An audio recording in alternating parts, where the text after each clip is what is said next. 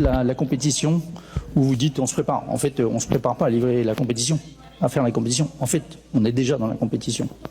C'est ce qu'il faut bien comprendre.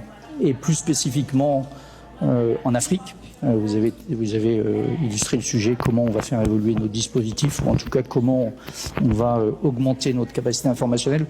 En fait, c'est une analyse de la situation qu'on comprend assez bien, et le Niger et la situation du Niger est quelque chose qui est assez emblématique. Et pour autant, en fait, le 26 juillet matin, il n'y a personne au Niger qui est capable de dire est-ce que finalement, en faisant un coup d'État, qui va forcément se traduire par une modification de l'aide de ces pays occidentaux, le Niger, c'est le 3e pays le plus pauvre du monde, malheureusement pour lui, et il y a des podiums dont on se passerait bien. Et pour autant, c'est la réalité.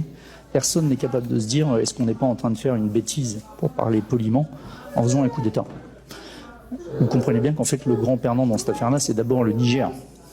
Mais si on n'est pas capable, et l'instabilité, en fait, on est tous d'accord qu'il y a malheureusement une instabilité en Afrique et qu'il faut aider l'Afrique à sortir de cette instabilité. Mais pour autant, je pense que c'est une réalité, l'instabilité en Afrique. Et donc, on doit réellement en tirer des conclusions. Je vais compléter. La deuxième chose, qui est quelque chose qui est en train d'évoluer considérablement en Afrique, et c'est tant mieux, c'est la volonté de tous les pays africains d'affirmer leur souveraineté.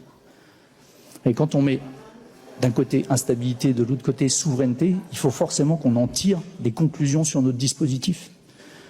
Et que ce qui a été longtemps notre force, c'est-à-dire d'avoir des forces qui étaient présentes en Afrique, dans un certain nombre de pays, qui travaillaient avec les armées africaines, qui travaillent aujourd'hui encore avec les armées africaines, je pense que ceci mérite d'être vu. Et que ce qui était notre force est aujourd'hui quelque chose qui, dans le champ informationnel, nous nuit énormément. Et donc, il faut qu'on trouve comment on va conserver une relation avec nos partenaires africains, continuer à les aider, mais pour autant sans que dans le champ informationnel, finalement, la France et les armées françaises, ce qu'elles produisent de positif, soit complètement dégradé. Et vous le voyez comme moi, en fait, la difficulté à produire des effets physiques durables en Afrique.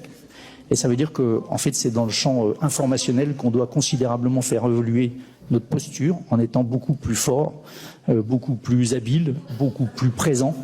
Et ceci nécessite d'avoir une compréhension beaucoup plus fine de nos partenaires, mais aussi de mettre nos partenaires en responsabilité.